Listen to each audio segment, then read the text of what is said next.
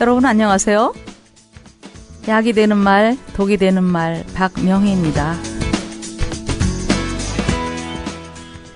지난 2주간 동안 심리학자인 칼 융이 만든 MBTI, 즉 성격의 유형에 대해 배웠는데요.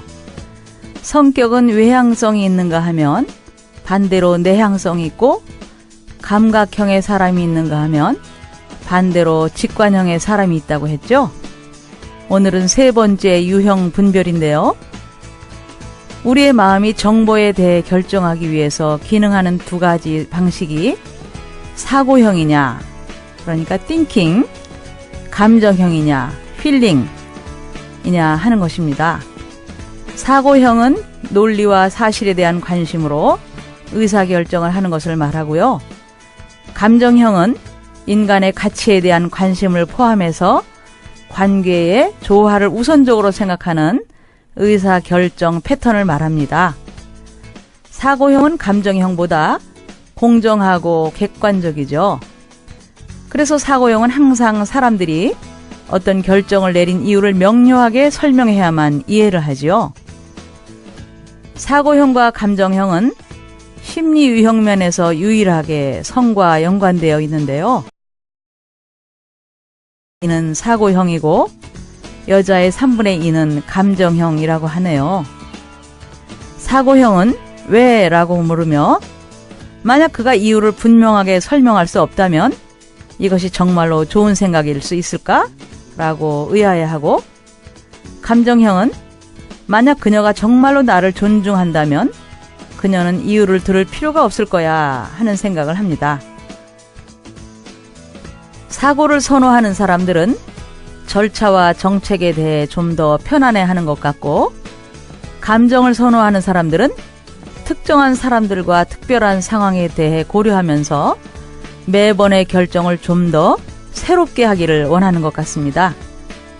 그래서 사고형들은 의사결정을 함에 있어서 너무나 많은 상황들을 고려하려고 하는 감정형의 태도에 불편해하면서 그것은 너무 느리고 방해가 되는 것으로 느낍니다. 그러나 최상의 상황일 때 사고와 감정의 영역에서의 팀워크는 매우 효과적일 수 있죠. 사고형들은 감정형들이 편안히 쉬기에 충분한 질서와 구조를 제공해주고, 감정형들은 지속적으로 사람들의 필요를 전면에 내세워서 사고형들의 사람들이 간과되고 있는 것에 염려하지 않아도 되게 해줍니다. 그러니까 사고형의 관심은 주제가 사실과 진실에 있는 반면에 감정형은 사람과의 관계 가치에 우선순위를 두죠. 사고형은 객관적 판단 기준에 근거하여 정보를 분석하고 비교하며 원리와 원칙을 따지고, 감정형은 보편적인 선이나 개인적 사회적 가치에 근거해서 의미와 조화에 더 우선적으로 결정을 내립니다. 또 사고형은 논리적으로 일관성이 있어야 하고 타당성을 중시하지만, 감정형은 상황적이고 재치가 있고 포괄적으로 정상을 참조한 설명이나 동정심이 많이 작용합니다. 사고형은 사무적일 수 있는 간단 명료한 설명이 중요하고 지적인 논평을 하며 차고 매정할 수 있고, 감정형은 주관적 판단과 상황적인 조화, 공감으로 가슴으로 조화를 이루는 것을 더 좋아합니다. 그래서 사고형은 맞다, 틀리다로 느끼고, 감정형은 좋다, 나쁘다로 느끼죠. 오늘도 다음의 예화에서 사고형의 남편과 감정형의 부인이 서로 다름을 느껴보시죠.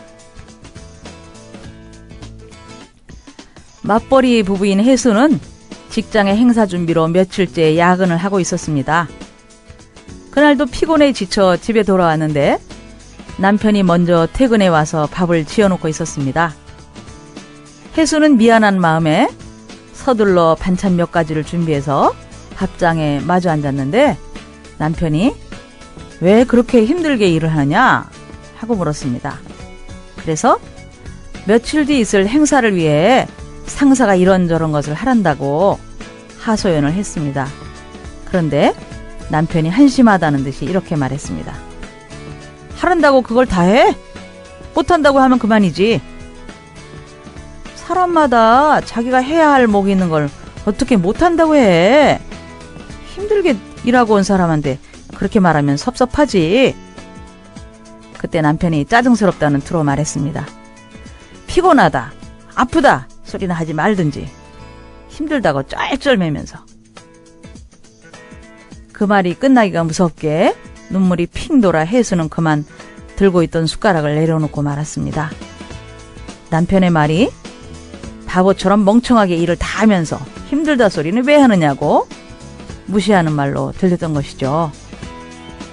혜수 부부는 15년 가까이 함께 살고 있습니다. 같은 직종에서 일하지 않기 때문에 서로의 일을 이해하고 적극적으로 도움을 주지는 못하지만 같은 일을 하지 않는 사람들끼리도 인간관계에서 일어나는 갈등이나 업무로 인한 스트레스를 들어줌으로써 힘이 될 때가 많지 않습니까? 혜수는 남편에게 그걸 원했던 것이죠. 업무량을 조절해서 적정 수준의 일을 하라는 논리적인 충고를 듣고 싶었던 게 아니라 정말 힘들겠네. 내가 뭐 도와줄까? 너무했네. 그 많은 일을 한 사람에게 시키다니. 당신이 너무 능력이 많은가 봐. 등 자신의 처지를 동정하고 감싸줄 따뜻한 마음이 필요했던 것이죠. 만일 남편이 말없이 어깨라도 토닥거려 주었더라면 무시당했다는 느낌을 받지는 않았을 것인데. 사고가 매우 논리적이고 명쾌한 사람은 비논리적이거나 모순된 행동에 대해 잘 따지게 되는 경우가 종종 있죠. 그러나 그런 행동이나 말이 결과적으로는 상대방을 무시하는 것처럼 여기게 되는 경우가 발생하기도 하는데요. 이런 경우 무방비 상태인 상대방은 반박할 여지가 없어서 할 말을 잃게 되죠. 하지만 가까운 사람과의 대화는 논리적으로 따질 성질의 것이 아닐 때가 더 많죠. 특히 부부간의 대화는 비논리적이고 모순덩어리지만 단지 내 편이 있었으면 하는 마음으로 동조를 구할 때가 많은 것이죠. 그러므로 사고형과 감정형은 서로를 보완해 나가는 마음으로 자신을 성찰하며 대화하는 것이 필요하다고 봅니다. 오늘도 말씀 한 절 보죠. 마른 떡 한 조각만 있고도 화목하는 것이 제육이 집에 가득하고도 다투는 것보다 나으니라. 여러분, 안녕히 계세요.